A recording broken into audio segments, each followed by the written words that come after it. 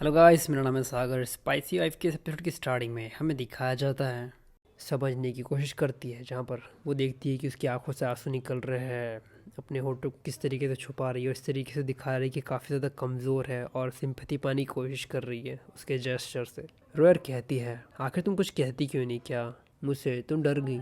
लिंशर इन सारी चीज़ों को सोचती है और उसे स्कैमिंग बीच का टाइटल देती है और कहती है, कन्फर्म्ड एक कुतिया है, इसका कुछ नहीं हो सकता।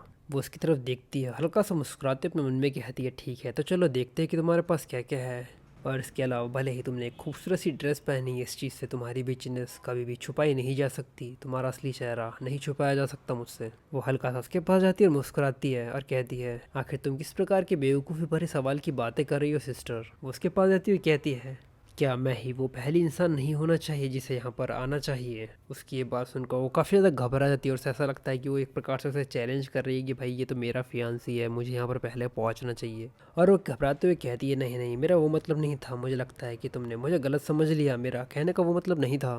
क्योंकि कल रात को तुम घर लेट आई थी तो मुझे लगा था कि तुम यहाँ पर नहीं आने वाली, तुम्हारे यहाँ पर आने की कोई भी इच्छा नहीं है। और वो अपने मन में कहती है, लगभग मेरे मुंह से वो सारी चीज़ें निकलने ही वाली थी कि ये सब कुछ मेरा ही प्लान था उसे यहाँ से भगाने का। तभी योआनजी चिल्लाते हुए कहता है, लिंशर, और उसे गले लगाते हुए कहता है, तुम अपने अबेंडेंस के लिए दूसरों को ब्लेम नहीं कर सकती। इस चीज़ का रोयर भी फ़ायदा उठाती है, उसके पास चल जाती है और रोते हुए कहती है, योआनजी।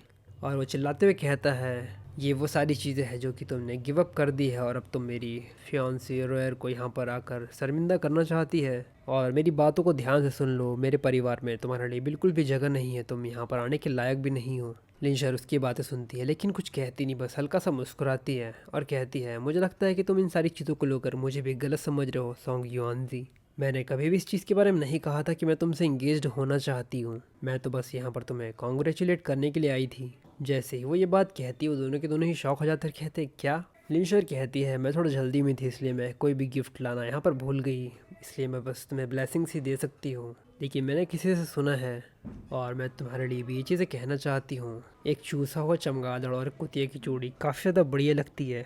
और मेरी दूसरी लाइन, मुझे आशा है, और वो कहती है, मेरी दूसरी लाइन, मुझे आशा है कि तुम इस कुतिया से शादी करके काफ़ी ज़्यादा खुश रहोगे क्योंकि ये बिल्कुल तुम्हारे ही टाइप की है। और मेरी थर्ड लाइन, एक चूतिया और एक कुतिया दोनों साथ में काफ़ी ज़्यादा अच्छे लगते हैं। जैसे ही वो दोनों उसकी ये बातें सुनते हैं उन दोनों को काफ़ी ज़्यादा गुस्सा आ जाता है। रोयर इन सारी चीज़ों को सुनती है और गुस्से में अपने मन में कहती है, लेंशर तू कुतिया, तो सभी लोगों के सामने मेरी बेइज्जती कर रही है। मैं तुझसे वादा करती हूँ कि मैं इन सारी चीज़ों का बदला ज़रूर लूँगी। आसपास के लोग इन सारी चीज़ों को देखकर हंसना शुरू कर देते हैं। इस चीज़ को देखकर वो काफ़ी ज़्यादा घबरा जाती है क्योंकि उसकी बेइज्जती हो रही होती है। और वो और भी ज़्यादा गुस्से में लगती है और कहती है, तुम्हें लगता है कि मैं अनप्रिपेयर्ड हूँ इन सारी चीज़ों के लिए? और वो अपने चेहरे को जल्दी से चेंज कर लेती है, इस तरीके से दिखाती है कि वो रोना शुरू कर देती है और कहती है, और वो कहती है, आखिर तुम अपनी बहन के बारे में ऐसा कैसे कह सकती हो? तुमने कहा था कि तुम युआनजी से शादी नहीं करना चाहती, इसलिए मैंने तुम्हें रिप्लेस कर दिया था, और अब तुम यहाँ पर आई हो मुझे ब्लेम करने के लिए। तभी वो रोते हुए अपने हाथ में कुछ फ़ोटोज़ को लाती और कहती है, दरअसल मेरी बहन का एक दूसरे आदमी के साथ में काफ़ी लंबे समय से अफेयर था और इसी वजह से वो युआनजी से शादी नहीं करना चाहती थी। ये देख लो। और ये कहते हुए वो फ़ोटोज़ को दिखाना शुरू कर देती है और कहती है, देखो मेरे पास इन सारी चीज़ों के एविडेंस भी है कि वो कितनी अनफेथफुल है। जब सभी लोग इन सारी चीज़ों को देखते हैं वो बातें बनाना शुरू कर देते हैं कि भाई ये कैसे हो रहा है वगैरह वगैरह, बहुत सारी चीज़ें, और वो उसे बेइज्जत कर रहे होते हैं, मतलब लिंशर को, इन सारी चीज़ों के लिए। लिंशर कहती है, इन सारी चीज़ों को छोड़ो क्योंकि ये फ़ोटोज़ तब ली गई थी जब मैं सोई हुई थी, और आखिर इन सारी चीज़ों से प्रूफ ही क्या होता है? मेरी सिस्टर की ये हैबिट है सीक्रेटली मेरी फ़ोटोज़ निकालने की। तो इस बार मैंने भी कुछ, मैं चाहती थी कि वो अपनी मेडिसिन्स को खुद भी टेस्ट करे कि वो कैसा लगता है, इसलिए मैं कुछ फ़ोटोज़ तुम्हारी भी लेकर आई हूँ, एक रिटर्न गिफ्ट की तरह समझो इसे। और ये कहते हुए उन फोटोज़ को फेंक देती है जहाँ पर हमें दिखाया जाता है लिन रॉयर को, जो कि एक बूढ़े आदमी के साथ में होती है, बूढ़े मोटे आदमी के साथ में। और कुछ इन सारी चीज़ों को देखकर वो काफ़ी ज़्यादा घबरा जाती है कि भाई उसकी फ़ोटो सभी लोगों के सामने आ गई है, और वो कहती है, क्या आखिर से इन सारी चीज़ों के बारे में कैसे पता चला? जैसे ही सभी लोग इन सारी फ़ोटोज़ को देखते हैं वो इस चीज़ के बारे में बातें बनाना शुरू कर देते हैं कि लिन रॉयर एक स्लर्ट है, वो लगभग 20 लोगों के साथ में सोई है वगैरह वगैरह वगैरह। रोयर युआनजी के पास जाती है और कहती है, इन सारी चीज़ों, इन बकवास पर ध्यान मत दो, ये सारी फ़ोटोज़ फेक है। इसने, मुझे लगता है कि इन सारी फ़ोटोज़ को एडिट किया होगा सिर्फ मुझे फंसाने के लिए, प्लीज़ उस पर भरोसा मत करो, मुझ पर भरोसा करो। लेकिन युआनजी उसकी बातों को कोई भी जवाब नहीं देता। आसपास के लोगों को दिखाया जाता है जो कि इस शो को काफ़ी ज़्यादा एंजॉय कर रहे होते हैं। लेकिन तभी युआनजी कहता है, मुझे तुम पर भरोसा है, चाहे कुछ भी हो, मुझे इस चीज़ से कोई भी फ़र्क नहीं पड़ता, तुम ही मेरा सच्चा प्यार हो, मैं बस तुम्हारे साथ ही ज़िंदगी बिताना चाहती हूँ। जैसे ही आसपास के लोग इन सारी चीज़ों को देखते हैं, उनका मुंह खुला का खुला ही रह जाता है कि अब आखिर सामने हो क्या रहा है। और इस चीज़ पर रोयर उसका बहुत ज़्यादा शुक्रिया करती है और यानजी भी उसे वेलकम करता है।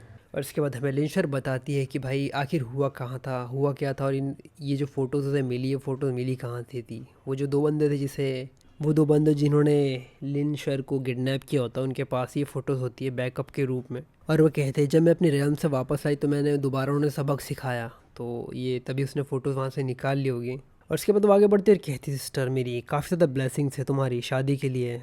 और वो आगे बढ़ती और कहती है, वैसे तो मुझे इन सारी चीज़ों को लेकर कोई भी दिक्कत नहीं है, लेकिन ये जो आदमी तुम्हारे पास है वो मुझे लगता है कि काफ़ी रेयर प्रकार का इंसेक्ट है, तो मुझे लगता है कि तुम्हें उसे अपने पास ही रखना चाहिए। किसी चीज़ के लिए वार्न करना चाहती हूँ, अगली बार जब तुम प्लास्टिक सर्जरी के लिए जाती हो तो तुम्हें इस चीज़ का ध्यान रखना है कि तुम्हें उस हाइलोरिक एसिड को अपने दिमाग में नहीं जाने देना है, वरना हो सकता है कि तुम आगे चलकर बदसूरत और बेहुदा और तुम्हारा चेहरा अजीब सा हो जाए, या फिर तुम बहुत ही ज़्यादा बेवकूफ़ हो जाओ। वो इन सारी चीज़ों को सुनती है, उसे काफ़ी ज़्यादा गुस्सा आता है और वो चिल्लाते हुए कहती है, लिंशर। तभी हमें दिखाया जाता है कि लिंशर के डैड भी वहाँ पर आते हैं और वो चिल्लाते हुए कहते हैं, बहुत हुआ, क्या तुम यहाँ पर इस शादी को ख़राब करने के लिए आई हो, तुम इविल क्रिएचर। और ये कहते हैं वो आगे बढ़ते हैं उसे जापड़ मारने के लिए, और उसका नाम होता है लिन एंटोनियन। और वो चलाते हुए कहता है, तुमने हमारी फैमिली के नाम को ख़राब किया है। लेकिन तभी वो उसका हाथ पकड़ लेती है।